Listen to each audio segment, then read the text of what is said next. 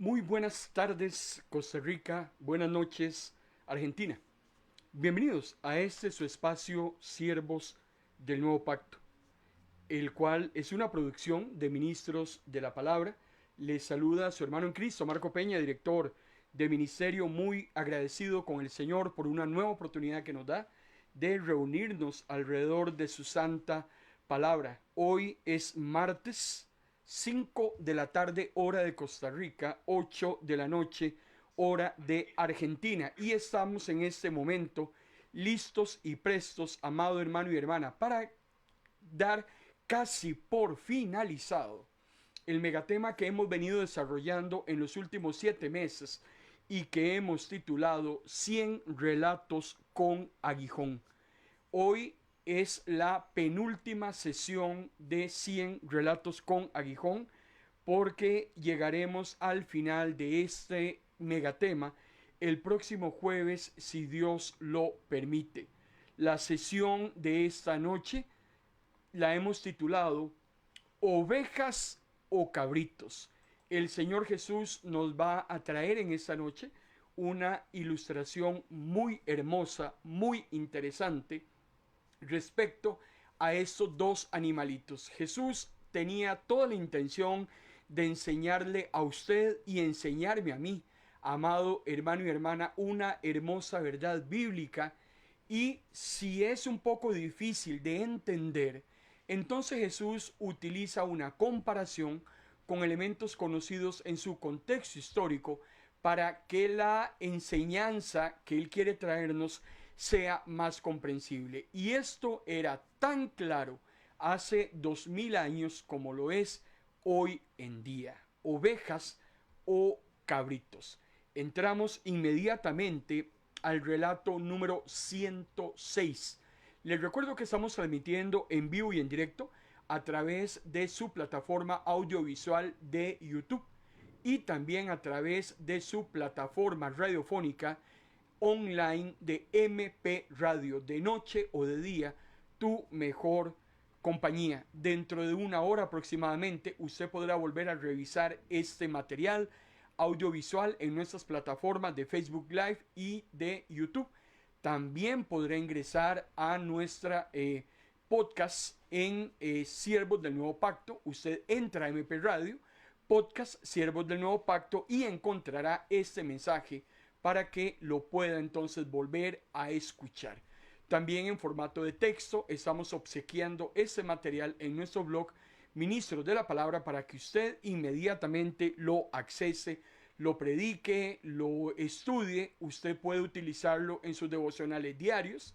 Está totalmente ajustado a la palabra del Señor. Puede compartirlo en sus células, en sus grupos de estudios. Lo que usted reciba de gracia, délo de gracia. Es un recurso más, un servicio más que le proporciona Ministros de la Palabra. El relato número 106, que hemos titulado Ovejas y Cabrito, se encuentra en el Evangelio de Mateo a partir del capítulo 25, versículo 31 en adelante. Lo ubico rápidamente en el contexto. Cuando leemos la palabra del Señor, es muy importante ubicarnos en el contexto histórico en el que nos encontramos y hacer la exégesis correcta del pasaje. ¿Quién lo escribió? ¿Para quién lo escribió? ¿En qué momento de la historia fue escrito? ¿Cuál fue la razón de ser del texto en mención? Inmediatamente lo extrapolamos a nuestro contexto histórico y hacemos la hermenéutica necesaria, o sea, cuál es el aprendizaje, la enseñanza que vamos a obtener de ese texto de la palabra. Toda la Biblia en pleno es útil y nos enseña N cantidad de situaciones que hombres y mujeres vivieron hace muchos siglos y que hoy en día, amado hermano y hermana, son vigentes. Jesús se encuentra en su contexto histórico en la semana de la pasión. Es día martes. Está a pocos días de ser cruelmente asesinado. Quiere dejar una serie de instrucciones muy importantes y relevantes antes de partir. Recuerde que todas las enseñanzas de Jesús tienen un común denominador y es el reino de los cielos. Dios quiere que usted y yo nos preparemos para el reino de los cielos. Y hay una serie de requerimientos que hemos venido analizando en estas 100 relatos con aguijón que ya nos ha llevado por más de 7 meses. Mateo capítulo 25, versículo 31 al 33 dice la palabra del Señor: cuando yo, está hablando Jesús, el Hijo del Hombre, venga en todo mi esplendor junto con los ángeles, me sentaré en mi trono de gloria y las naciones se reunirán delante de mí y las separaré como el pastor separa las ovejas de los cabritos. A mis ovejas las pondré a la mano derecha, a los cabritos a la mano izquierda. Qué interesante. Jesús nos está hablando de su segunda venida y propiamente de la segunda fase de su segunda venida. Les recuerdo que vamos a iniciar los martes y jueves en Facebook Live a partir de la próxima semana una serie de reflexiones acerca de Mateo capítulo 24. Vamos a analizar todas las señales de los tiempos antes del fin. Ese será un tema que muy probablemente nos va a llevar cuidado, sino alrededor de unos 5 o 6 meses, haciendo todo un análisis martes y jueves de todas las señales antes del fin que se encuentran en Mateo 24. Jesús nos dice aquí en Mateo 25 que en su segunda venida, cuando Él venga con los ángeles, y aquí los ángeles están siendo simbolizados precisamente por los creyentes. Jesús regresa por segunda vez con su ejército de creyentes y dice que algo que va a hacer es una separación. A mí la Biblia me habla de tapa a tapa del concepto de separación. Buenos, malos, feos, bonitos, grandes, pequeños, buenos, no tan buenos, creyentes, no creyentes, crédulos, incrédulos. Aquí Jesús quiere simbolizar el concepto de separación con una oveja y con un cabrito. Primero que nada, entonces, usted y yo, hermano y hermana, tenemos que entender, para empezar, que en el concepto de separación solo hay dos lugares posibles que accesar, solo hay dos tipos de seres a los que se puede accesar. Hay cielo, hay infierno. Se es salvo o se es no salvo. No hay una tercera opción. Nadie se va a quedar en el limbo. Nadie va a ser desintegrado. Olvidémonos, por favor, de esa falacia y de esa mentira. O vamos al cielo o vamos al lago de fuego. No hay una tercera posibilidad. No nos vamos a quedar en una zona gris. Simplemente como no me da la gana ir al cielo y como no me da la gana ir al infierno, entonces me quedo en la mitad. No, eso no existe. Eso se llama una persona tibia. Y los tibios Jesús los vomita y también a los tibios los manda al lago de fuego. Aquí me está hablando entonces solamente de dos tipos de animalitos con los cuales usted y yo podríamos ser simbolizados. Una, o usted es una ovejita o usted es un cabrito. Y para poder entender esa ilustración, entonces tenemos que aprender o conocer cuáles son las diferencias entre un animalito y otro. Cuando decimos cabrito, cuando decimos ovejita y utilizamos el diminutivo ito o ita, pensamos entonces en como si fuera una mascotita, como si fuera un muñequito de peluche, como que si fuera algo dulce, pero tenemos que aprender a diferenciar las particularidades o características que tiene una oveja y que tiene una cabra. Para empezar, es interesantísimo porque la oveja y el cabrito son parientes, pero parientes lejanos. Sin embargo, tienen algo en común. Una oveja y un cabrito se alimentan de lo mismo. El que tiene oídos para oír en esta noche, que oiga bien. En nuestras iglesias tenemos ovejitas y tenemos cabritos. Y a los dos los alimentamos de la misma manera. Los dos comen exactamente lo mismo. Vean qué interesante. En Ministros de la Palabra alimentamos ovejitas Y muy probablemente, no me consta, estemos alimentando también cabritos. La oveja se diferencia del cabrito por su pelaje. El pelaje de la oveja es muy preciado y la oveja lo entrega en sacrificio para bienestar de los demás.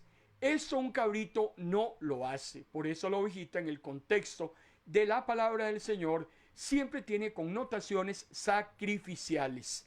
También los cabritos se diferencian de las ovejitas porque tienen cuernitos. Los cabritos tienen cuernos y la mayoría de las veces, como buenos peleadores, los cabritos entonces terminan o hiriendo a otros o hiriéndose a sí mismo. Vean cómo vamos diferenciando un animalito de otro y por qué Jesús está poniendo a las ovejas de un lado y a los cabritos del otro. Algo muy interesante con las cabras es que son animales muy independientes. Una cabrita puede sobrevivir en libertad, puede sobrevivir sin guía, no tiene ningún problema, pero la oveja, caso contrario, tiene una grandísima necesidad de ser guiada, de ser pastoreada, de ser protegida. Una oveja no puede sobrevivir a la intemperie, no puede sobrevivir por su propia cuenta. Ella necesita un pastor que la alimente, que la guíe, que la proteja. Una oveja fuera de la manada y deambulando por los montes, hermano y hermana, es fácil presa de un depredador. Por naturaleza, una oveja cuando se pierde no tiene ese sentido de orientación para poder regresar otra vez a la manada. Ella lo que hace es que se descarría, ella termina perdiéndose porque lo que menos va a hacer es orientarse hacia donde está el grupo de ovejas o el rebaño del cual se separó. Vean qué interesante es la connotación espiritual que tiene un animalito y otro. Algo que también es interesante con la oveja es que la ovejita tiene lo que llamamos una mentalidad de grupo. La ovejita se siente segura cuando está con el rebaño. La oveja se siente asustada y nerviosa cuando el rebaño no está cerca, cuando se ha perdido. Por eso es que fácilmente puede extraviarse, fácilmente puede morir, porque la ovejita no es un cabrito. El cabrito se va, se pierde, anda haciendo lo que le da la gana, puede vivir independientemente, pero la oveja no. Y cuando analizamos entonces un animalito y otro, notamos entonces que la ovejita nos simboliza templanza, nos simboliza sujeción, una ovejita nos simboliza unidad, una ovejita nos simboliza dependencia. Las ovejitas dependen de otras ovejitas, así se sienten seguras, así se sienten en familia, así tienen un sentido de pertenencia y si tienen un pastor que las guíe, pues entonces se van a sentir todavía más cómodas, se van a sentir más seguras. El problema con el cabrito es que siempre está causando pleito, el cabrito siempre está causando división y nunca hará nada por ayudar a los demás. Así es que es muy interesante la ilustración que nos está dando Jesús de el cabrito y la ovejita. Jesús, cuando venga por segunda vez, va a separar a unos y a otros. Las ovejitas irán con él entonces a la vida eterna. Los cabritos, que solo les gusta andar peleando, que creen que pueden vivir independientemente, que aunque hayan recibido el mismo alimento de las ovejitas, no quieren estar con el grupo, no quieren estar en coinonía, no quieren la armonía del rebaño, pues entonces esos no tienen absolutamente nada que hacer con el rebaño de Jesús. Muy interesante esta ilustración de las últimas que vamos a estar analizando en Ministros de la Palabra en esta semana. A partir del próximo martes, hermano y hermana, iniciamos una nueva aventura. El relato número 107, yo les conté a ustedes que son 100 relatos. Analizamos primero 9 relatos que se encuentran en el Antiguo Testamento y posteriormente pasamos a analizar 100 relatos de Jesús. En ese momento estamos concentrados en el relato 107 y de aquí a este jueves vamos a terminar con el relato 109. Después de eso, terminamos este megatema que nos ha llevado durante los últimos 7 meses. El relato 107 nos ubica en el contexto histórico en el jueves de Pascua, la última Pascua que Jesús, hermano y hermana, va a celebrar con sus hombres. La Biblia nos relata de 3 Pascuas que Jesús vive, se disfruta con sus discípulos. Esa es la tercera y última Pascua, porque el viernes siguiente Jesús va a ser asesinado. Lo ubico entonces en un día jueves, en una noche muy oscura, una noche muy triste, una noche de mucha, tiniebla, de mucho sinsabor. Hay mucha desesperanza, nadie dice nada, es un silencio sepulcral. Jesús está compartiendo esa última comida con sus muchachos y nos vamos a Mateo capítulo 26 en ese último alimento que el Señor va a probar con sus discípulos. Dice Mateo capítulo 26 versículo 20. Aquella noche mientras comía con los 12 dijo: uno de ustedes me va a traicionar. Entristecidos cada uno de los discípulos le fue preguntando: ¿seré yo, Señor? Y él fue respondiendo a cada uno: es el que moja su pan en el mismo plato que yo. Esos últimos acontecimientos dejan de ser parábolas, dejan de ser fábulas, dejan de ser relatos, pero tienen una gran simbología. Esos últimos ilustraciones que vamos a estar analizando, hermano y hermana, no son enseñanzas figuradas de Jesús, no son fabulitas o cuentos, son relatos y acontecimientos reales. Esa última noche Jesús utilizó mucha simbología. Cuando usted analiza el Evangelio de Juan, capítulo 13, 14, 15, 16, 17, antes del arresto de Jesús, usted encontrará en esa noche mucha simbología. Es ya el momento más difícil de Jesús aquí en la tierra. Está con sus muchachos reunidos en vida, él en vida, antes de que sea arrestado. Hay mucho que Jesús quiere decirle a sus hombres antes de partir, y esa noche utilizó muchos elementos simbólicos que yo he querido rescatar en estas últimas 2 sesiones que vamos a tener en esta semana respecto a estos relatos con aguijón. La noche empieza muy difícil cuando Jesús le dice que hay uno de ellos que lo va a traicionar. Jesús anuncia la traición e ilustra que el que lo va a entregar es el que moja su pan en el mismo plato que él. Esto de mojar el pan en el plato tiene una grandísima connotación cultural en el contexto histórico de Jesús, porque lo que Jesús está diciendo es que si yo le permito a alguien que tome de mi comida y se alimente, eso, hermano y hermana, no lo hace cualquier persona. Yo personalmente, una de las cosas que yo no soporto es que me toquen mi comida. Mi comida es mi comida. Si alguien mete la mano en mi comida y se alimenta de mi comida, ya eso es algo que a mí personalmente me desagrada. Yo recuerdo que mi hija, muy pequeñita, siempre esperaba que yo terminara de comer, y el último bocado que quedaba en el plato, mi hija siempre se lo comía. Eso era algo matemático. Entonces yo me iba poco a poco ingiriendo los alimentos, y el último bocado ya yo sabía que ella estaba ahí esperándome para comérselo.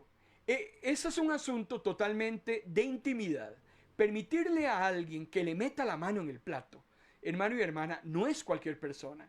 Y Jesús lo que nos está diciendo es que él y sus discípulos tenían tal grado de compañía, de compañerismo, de amistad. Era tal la relación tan cerrada y tan cercana que tenía, que a Jesús le dolía muchísimo que uno de los que metía la mano en el plato, o sea, compartía con Jesús, dormía con Jesús, trabajaba con Jesús, andaba por todos los lugares con Jesús, que uno de ellos fuera el que llegase a traicionarlo. Por eso es que a usted y a mí no nos debería, hermano y hermana, asustar de ninguna manera ese tema de la traición, ese tema de aquellas personas que parecían que eran nuestros hermanos en la fe. Qué duro, porque yo sé que mi jefe me puede traicionar. Si mi jefe se siente amenazado porque yo le voy a quitar el puesto, inmediatamente me despide, me pega la puñalada en la espalda y me echa del trabajo. Eso lo puede hacer mi jefe, eso lo puede hacer un amigo, eso lo puede hacer un vecino. Cualquier persona te puede traicionar, pero que sea alguien de los tuyos que te traicione, definitivamente eso es algo muy doloroso, muy difícil de digerir. Y Jesús está en este momento muy apesadumbrado, porque Él le está diciendo a los discípulos que le están preguntando quién es el traidor. Señor, ¿seré yo? Señor, ¿seré yo? Y Jesús le dice, muy fácil, uno que mete su mano en el plato, uno que moja en su propio pan en el plato. O sea, una persona que yo creí que era confiable, una persona que siempre me dijo que yo era su maestro, una persona que siempre me profirió halagos y sin embargo en esta noche me va a traicionar. Es una simbología muy interesante, es una ilustración que no podemos pasar por alto. Esa noche hubo muchos símbolos en medio de esa reunión. Uno de ellos fue el lavamiento de los pies que Jesús hace con sus discípulos, que usted lo encuentra en Juan capítulo 13, no lo vamos a leer, lo vamos simplemente a reseñar.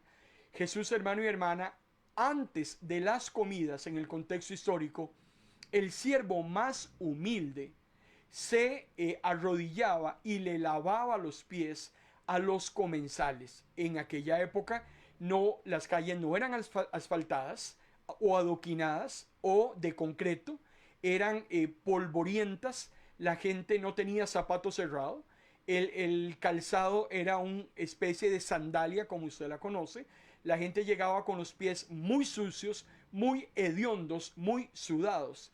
Y antes de comer, como una cortesía de la casa, se colocaba al siervo más humilde del hogar para que le lavara los pies a los comensales. Eso era algo que para el que lo recibía le daba mucho frescor, mucha gratificación. Uno se sentía bastante bien cuando le tomaban los piecitos y le sacaban toda la tierra y la hediondez y toda la cosa. Jesús, hermano y hermana, se encarga de hacer esa labor. Van a empezar a comer. ¿Dónde está el que lava los pies? No lo habían contratado. Jesús no tiene problema y empieza a lavarle los pies a cada uno, uno por uno. El mismo Judas ese día recibió lavamiento de pies. Y qué increíble. Jesús le dice a los discípulos que lo que él está haciendo es precisamente ilustrándoles la manera, hermano y hermana, como él desea que nosotros tratemos a los demás. Jesús le dice, lo que yo estoy haciendo con ustedes, yo el dueño de todo, si lo hago con ustedes, imagínense lo que cada uno de ustedes debería hacer con su propio prójimo. También otra situación muy interesante que se da en esa noche y que tiene una grandísima ilustración para usted y para mí, es cuando Jesús redefine el significado simbólico de los elementos que se comían en la Pascua.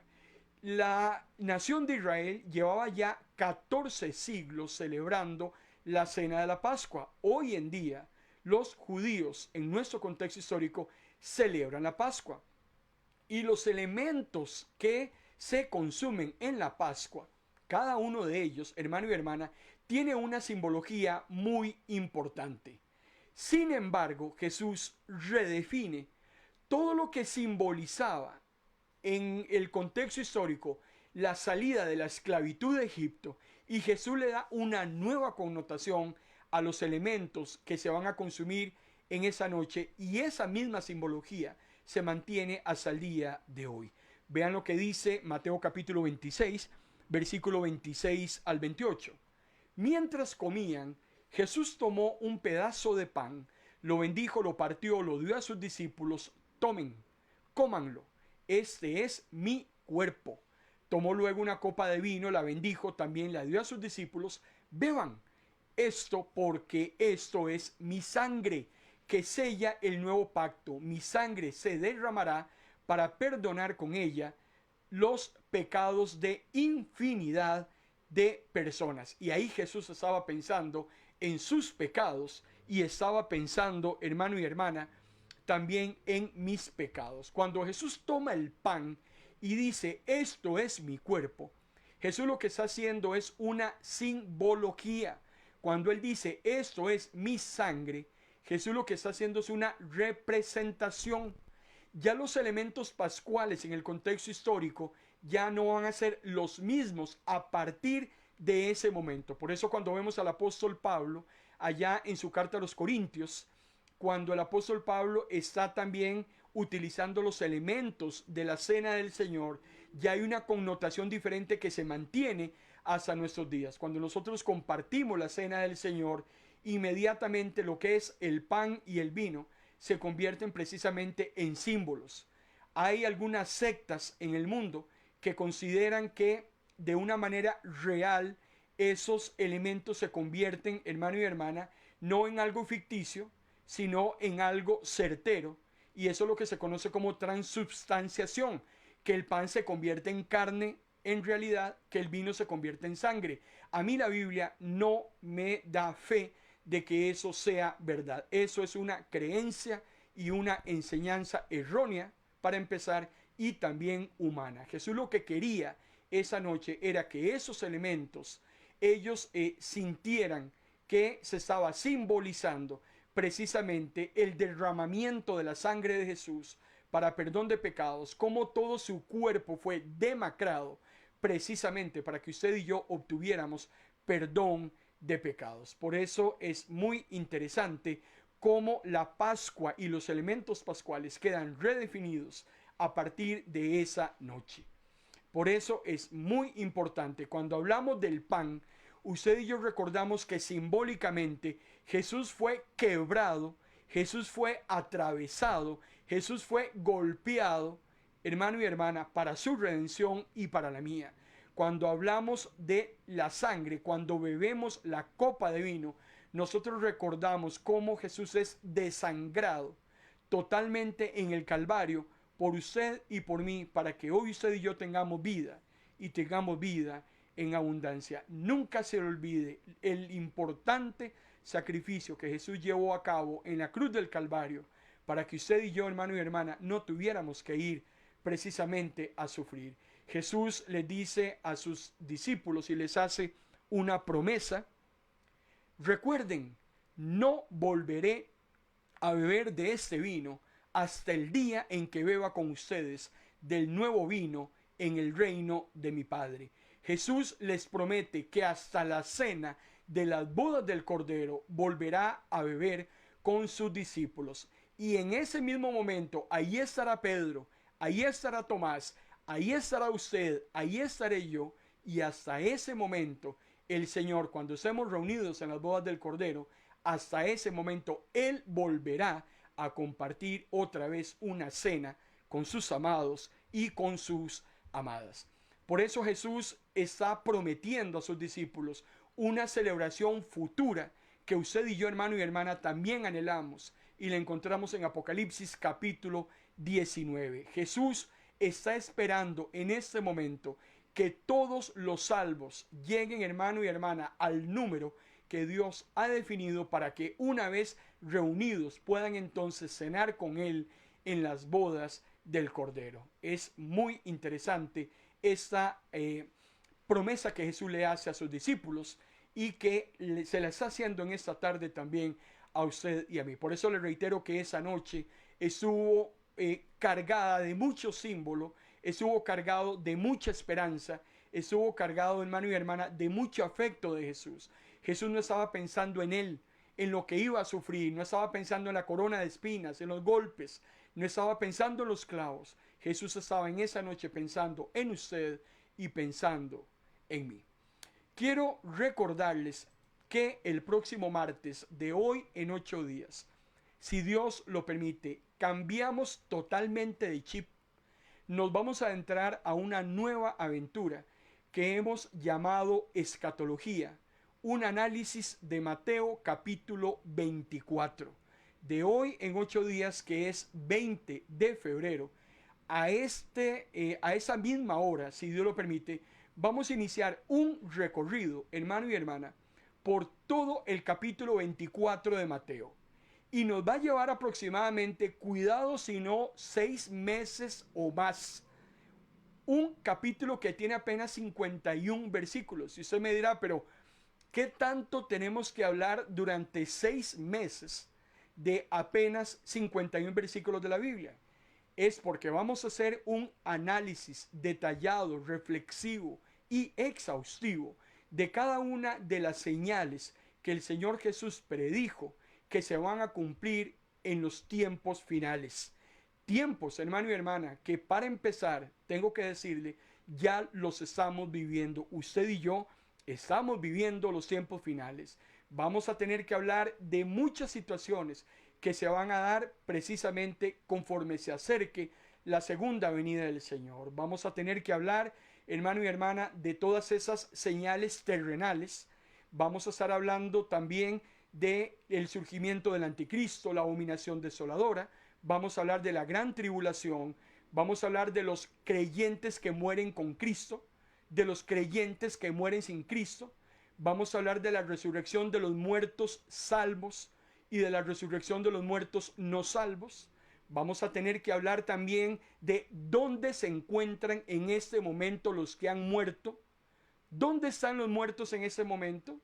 Déjenme decirles y le adelanto que los muertos hoy en día están más vivos que nunca y están separados los buenos de los malos, y que los malos en este momento están sufriendo e iniciando a sufrir su tormento eterno. Mucho vamos a hablar de esto durante todos los martes y jueves a partir de la próxima semana. Hablaremos, hermano y hermana, de la segunda venida de nuestro Señor Jesucristo. Hablaremos de la guerra del Armagedón. Hablaremos del día de la ira. Hablaremos de las recompensas para los salvos, de los castigos para los impenitentes. En fin, hay N cantidad de temas que vamos a estar desarrollando. No es un análisis del libro de Apocalipsis que terminamos hace unas semanas atrás. Vamos a analizar Mateo capítulo 24. Así es que desde ya le invito para que lo vaya leyendo, vaya analizándolo, revise comentarios, revise textos paralelos, porque promete estar muy interesante. Nos vamos a adentrar los martes y jueves a partir del 20 de febrero con escatología pura. Tenemos que estar más interesados, usted y yo, hermano y hermana, no en lo que ya pasó, sino en lo que viene. ¿Y por qué es importante? Porque el Señor nos llama a prepararnos, a estar vigilantes y a estar ocupados en su obra. El Señor lo quiere a usted, hermano y hermana, en esas áreas. Al Hijo de Dios, la segunda venida del Señor no lo va a sorprender. La segunda venida del Señor es para el Hijo de Dios un momento donde nosotros nos erigimos, donde nosotros nos contentamos, donde se nos devuelve la esperanza, porque cuando eso suceda, dice Jesús, será el momento de nuestra redención. Jesús quiere que usted esté preparado, que usted esté vigilante, pero también que usted esté ocupado, llevando a otros a los pies heridos de Cristo, que usted esté concentrado, ganando almas, porque el propósito para el que usted vino a este mundo es para que trabaje en equipo con todos aquellos que están, hermano y hermana, llevando hombres y mujeres para engrandecer el reino de los cielos. Así es que desde ya le invito para que los próximos martes y jueves, 5 de la tarde, hora de Costa Rica, usted nos acompañe en una nueva aventura en la cual nos vamos a entrar. Usted podrá hacer sus comentarios, si usted quiere, en Facebook. Usted podrá escribir su propia opinión, podrá escribirnos a nuestro chat 00568-8528-6323, código de área Costa Rica. En fin, poco a poco vamos a ir desenmarañando todos estos acontecimientos que se van a gestar antes de la segunda venida del Señor. Así es que invite a alguna persona para que reciba ese material y espero también verle a usted con nosotros y entre todos, hermano y hermana, reflexionando, recibiendo revelación de parte de Dios, ocupados en la palabra del Señor. Vamos al relato número 108 y yo lo he titulado Un siervo llamado Gallo. Así le puse al relato 108, un siervo llamado Gallo. Hoy empezamos a hablar de animalitos, hablamos de cabritos, hablamos de ovejas y ahora vamos a hablar de otro animalito y es un gallo. Y usted me dirá, pero ¿qué tiene que enseñarnos a usted y a mí un gallo? Porque para empezar, un gallo es una ave de corral que en mucho es insignificante. Ahora vamos a hablar de las insignificancias de lo que es el gallo. Es un animal, hermano y hermana, que realmente pasa desapercibido. Lo único que el gallo muchas veces creemos que sirve simplemente es para procrear nuevos especímenes que se vuelven comestibles o que nos generan huevos o qué sé yo. Pero vamos a ir poco a poco a través de una imagen muy interesante que aparece en la Biblia. No es una ilustración de Jesús, pero Jesús la anuncia. Juan capítulo 13, versículo 36, dice la palabra del Señor. Están en el momento de la cena, jueves en la noche. Simón le dice a Pedro, Señor, ¿dónde vas? Jesús responde, a donde yo voy usted no puede seguirme ahora, pero usted después me va a seguir. Pedro le dijo, Señor, ¿y por qué yo no puedo seguirlo ahora? Por ti estoy dispuesto a dar mi vida. Pedrito es el discípulo que más se parece a usted y más se parece a mí. Eso es algo que durante todos esos años de ministerio yo llego a la misma conclusión. Pedrito era el vocero de los discípulos. Cuando había algo que preguntarle a Jesús, me imagino que los discípulos lo codeaban a Pedro y le decía, Pedro, pregúntele, Pedro, pregúntele.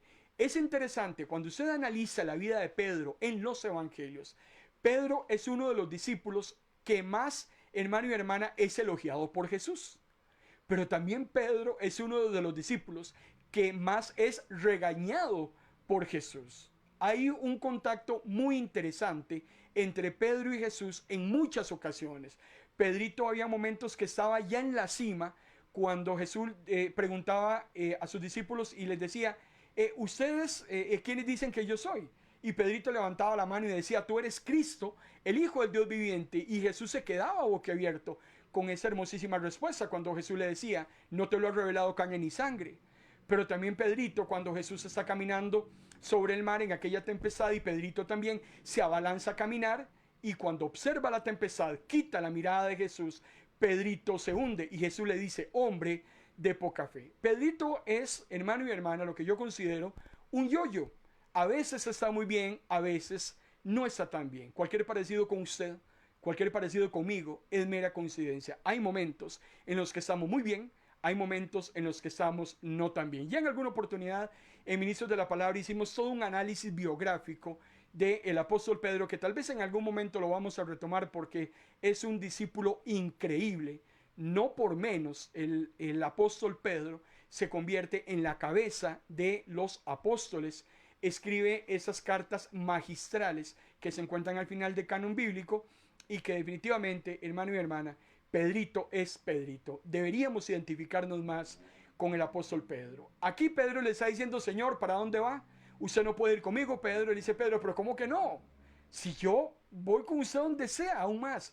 Yo estoy dispuesto, le dice Pedro a Jesús, a darle mi vida. Tengamos mucho cuidado porque Pedro también simboliza e ilustra a aquellos que fácilmente le hacemos promesas a Dios y no las analizamos. Tenga mucho cuidado cuando usted le promete algo a Dios o cuando usted le dice a Dios algo que va a hacer. Ese inicio del año 2024 sirvió para que muchos creyentes, hermano y hermana, es increíble esas liturgias que se hacen en las iglesias, que yo no estoy de acuerdo, de que escriban en un papelito lo que le van a prometer al Señor para el año entrante, o hacen un culto de testimonios para que cada uno entonces le haga sus promesas a Dios. Llegamos al 31 de diciembre del año siguiente y no hemos cumplido lo que prometimos anteriormente. Ya llevamos varios años con promesas acumuladas. Tengamos mucho cuidado que le prometemos a Dios, porque a Dios no le agrada que usted le prometa y que no le cumpla. Pedro no entiende lo que Jesús le está diciendo. Los discípulos no están entendiendo cuando Jesús dice, usted no puede ir conmigo. Esto que voy a hacer lo tengo que hacer yo. Escogí voluntariamente antes de la fundación del mundo ir a morir por la humanidad. Usted no me puede acompañar. A Pedro todavía a esta altura le está costando mucho entender. Pedro creyó que Jesús seguramente se iba a ir de viaje y entonces Pedro dice, bueno, pues si te vas para la China, pues yo me voy con vos. Pedro no entiende, hermano y hermana, qué es lo que Jesús le está diciendo. Y por eso es que Jesús le dice a Pedrito, Juan capítulo 13, versículo 38, Jesús le dice, a ver Pedro, ¿usted está dispuesto a dar su vida por mí? ¿Es en serio? Yo le aseguro que antes que el gallo cante, usted me va a negar 3 veces. Vea Pedrito, mejor no hable mucho, mejor no prometa mucho, mejor quédese calladito, porque calladito, decía mi abuela, uno se ve más bonito. Lo que usted dice, hermano y hermana, cuando usted declara algo, usted se ata con sus palabras. Muchas personas en ese momento están en el infierno porque se ataron con sus propias palabras. Recuerde que el Señor va a tomar muy en cuenta sus pensamientos, sus acciones y sus palabras. Y por eso es que Jesús le dice, vea Pedro, yo le vaticino que antes de que el gallo cante, usted me va a negar 3 veces. No es que el gallo va a cantar 3 veces. El gallo no cantó 3 veces. Leemos este texto y lo leemos mal. La gente le preguntamos, ¿cuántas veces cantó el gallo? La gente dice 3 veces. No, el gallo no cantó 3 veces. Jesús está diciendo que antes de que el gallo cantara, y leemos en el Evangelio de Marcos, que el gallo lo que cantó fue 2 veces. Una vez que el gallo canta por segunda vez, Pedrito, hermano y hermana, ya lo había negado 3 veces a Jesús. Por eso es que el gallo es una de las ilustraciones más increíbles que nosotros encontramos en la palabra del Señor. Muchas veces cuando estamos entusiasmados, cuando estamos muy animados, cuando estamos muy contentos, cuando estamos de gloria en gloria, de victoria en victoria. Yo no sé quién inventó ese estribillo. Cuando le preguntamos a alguien, hermano, ¿cómo estás? Yo soy de gloria en gloria, de victoria en victoria. Eso no es verdad. Eso no es cierto. Usted y yo tenemos que entender en nuestra propia humanidad que somos personas débiles, proclives a fallar, que somos personas, hermano y hermana, que no siempre estamos al tope de gozo, al tope de santidad, al tope de ánimo. Sin embargo, bendito es el Señor porque Él mismo dice que su poder se perfecciona en nuestra debilidad. ¿Por qué usted y yo somos débiles? Para que usted y yo, le decía el Señor a Pablo, le reconozcamos que es por el poder de Él que existimos, que hacemos, que vivimos, que nos movemos. Lo que Dios quiere es que usted y yo aprendamos a depender más de Dios y dejemos de depender de nosotros mismos. Pedro era muy confiado, Pedro era muy hablador, Pedro se le había olvidado que la lengua, decía Santiago, es un miembro tan pequeñito que puede encender un fuego. Y la lengua, alguien decía que es más filosa que la espada de un verdugo. En Marcos capítulo 14, versículo 26 al 31, después fueron al monte de los olivos, Jesús les dijo, todos ustedes me van a abandonar. Pedro le dijo, vean qué interesante, ya no están en la mesa, ahora están en el huerto. Y Pedro le dice, vea, ¿sabe qué, Señor? Aunque a usted todos lo abandonen, yo no lo voy a abandonar, jamás. Ay, Pedro, yo le aseguro que hoy, esta misma noche, y vea que Jesús lo está diciendo muy claro. Por eso, hermano y hermana, aprendamos a leer la palabra del Señor y tengamos claridad con lo que nosotros expresamos de la palabra. Antes que el gallo cante 2 veces, porque el gallito cantó 2 veces, usted me va a negar 3 veces.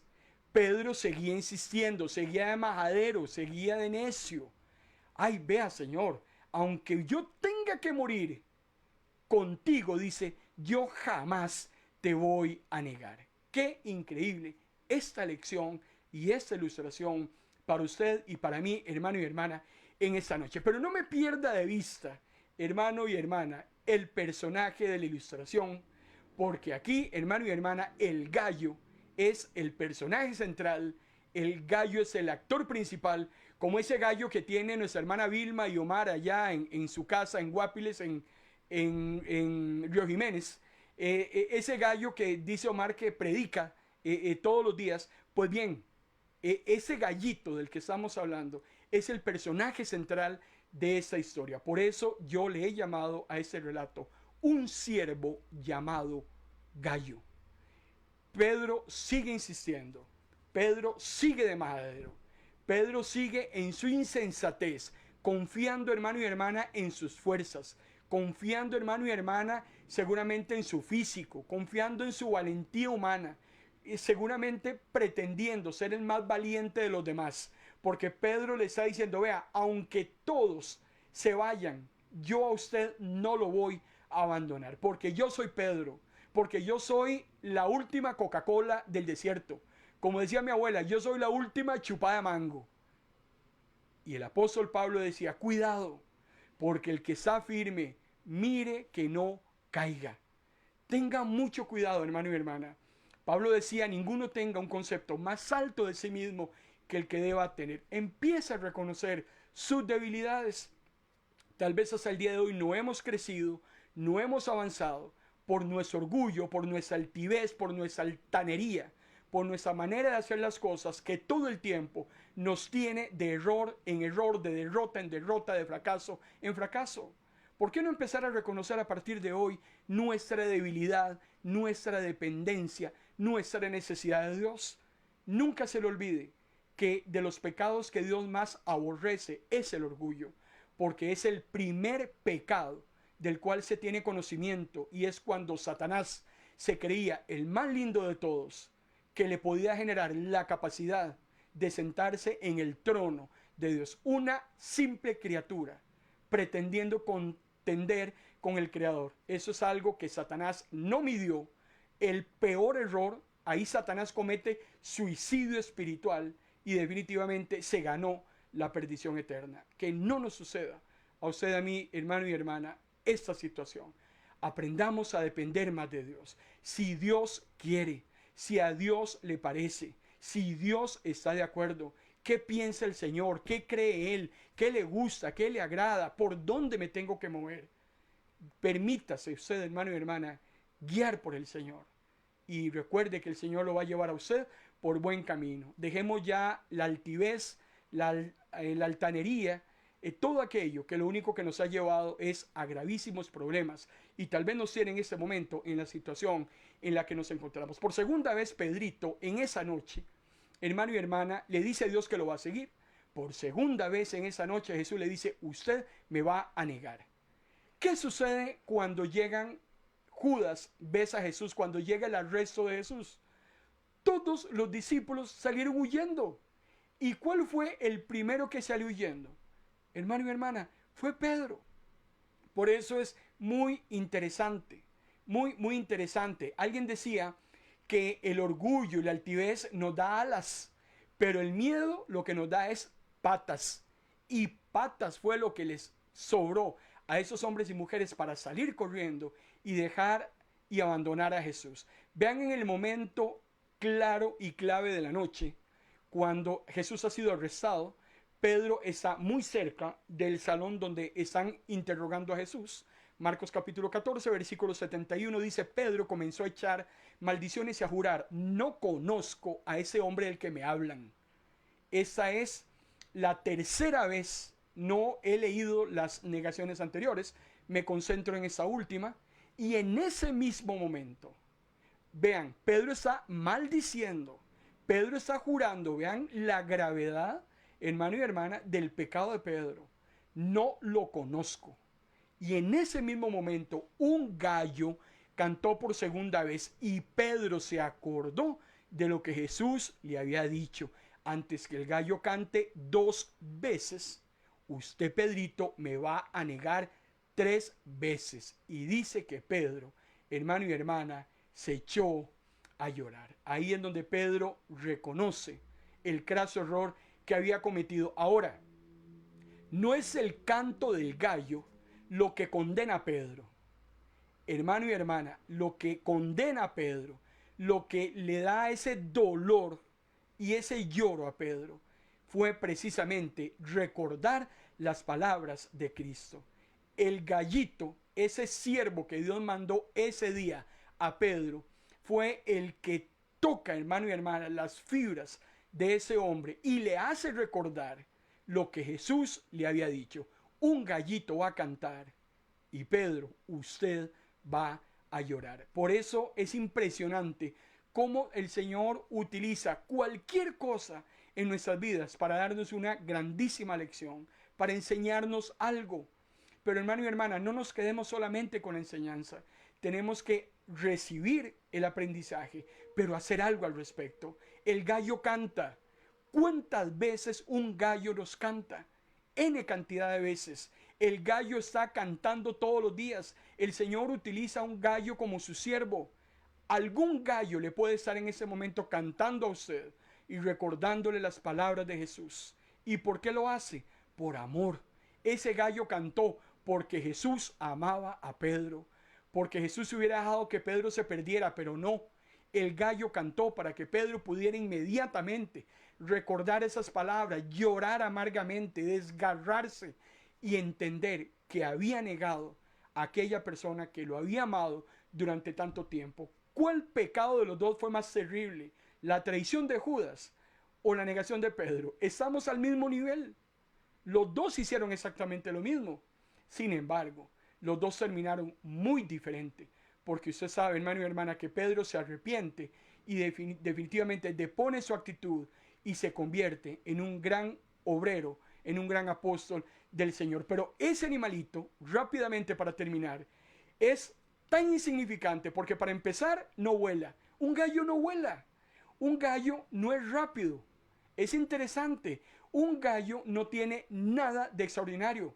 Pero de las cosas bonitas que a mí me gustan de ese animal, en primer lugar, un gallito se levanta temprano e inmediatamente hace la tarea que Dios le ha dado. ¿Cuál es la tarea? Cantar. Pues eso es lo que Dios quiere que usted haga apenas usted se levanta. Empiece a cantar, empiece a alabar, empiece a reconocer al Señor como su Dios. Un gallito no se niega a cantar, aunque canta feíto, porque un gallo no canta bonito. Hay ruiseñores que cantan más lindo. Pues el gallo va a cantar porque es lo que sabe hacer, aunque sea muy desafinado. Usted tiene que aprender, como siervo del Señor, a hacer lo que usted puede hacer con lo que el Señor le ha confiado a usted. Y el gallo sigue cantando, usted lo escucha en la madrugada, aunque nadie lo anime. Usted no escucha a nadie que le diga, gallo cante. No, el gallo canta por sí solo. Y el gallito, hermano y hermana, seguirá haciéndolo, se lo agradezcan o no se lo agradezcan. Cuando el gallo empieza a cantar, ya usted dice, está amaneciendo. El gallo, ¿qué es lo que hace? Despertar a todos los que están dormidos. Y aunque es una tarea impopular, es una tarea necesaria. Usted tiene que cantar. Usted tiene que despertar al que está dormido. Eso tiene una grandísima connotación espiritual. Un gallo proclama buenas noticias. ¿Qué es lo que el gallo te dice en la madrugada?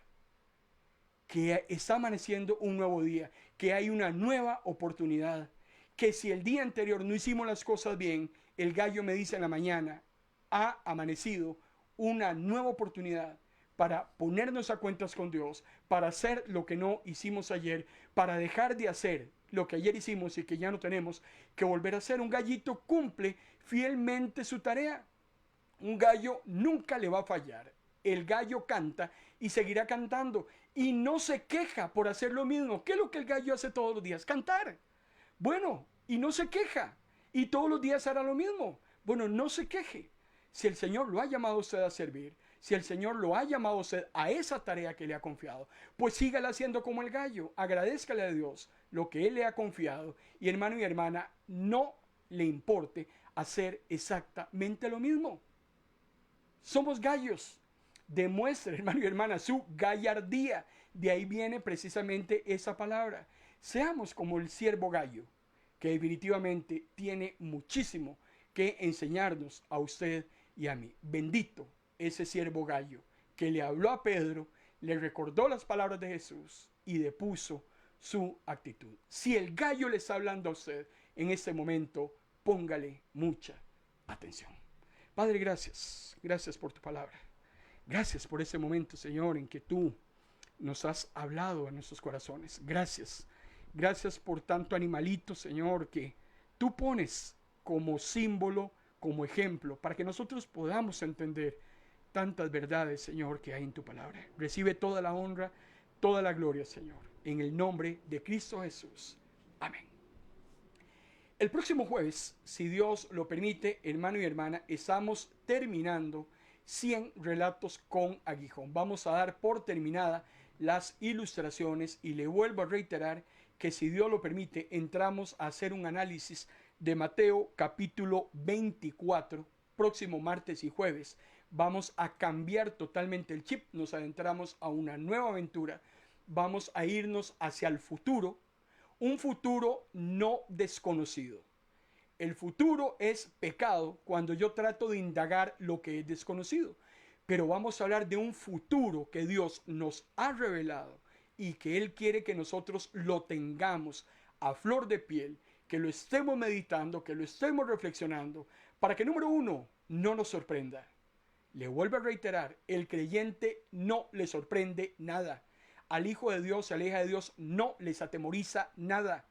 Jesús dijo, cuando estas cosas empiecen a suceder, guerras, terremotos, hambres, pestes, señales en los cielos, levántense, anímense, porque nuestra redención está cerca. Pero, aparte de que usted no se sorprenda, lo que tiene que hacer es prepararse y trabajar, ocuparse en la obra del Señor, haciendo lo que el Señor le ha llamado a hacer. Conviértase usted en un gallo y haga la tarea que el Señor le ha provisto. Bendecimos a todos los hermanos que se han conectado en esta noche. Damos gracias a Dios por cada uno de ellos. Nuestro hermano Ezequiel, veo a Doreiden, la pastora Alicia, la hermana Vilma, la hermana Mónica, veo a Jonathan Martínez, Deiber Calvo, Yatel, Jackie, Gisela Araya, los que rápidamente he podido visualizar. Lo bendigo con toda bendición de lo alto, su servidor Marco Peña, hermano y hermana, muy agradecido por la oportunidad que usted nos dio de servirle en esta tarde-noche. Esperamos haberle devuelto con réditos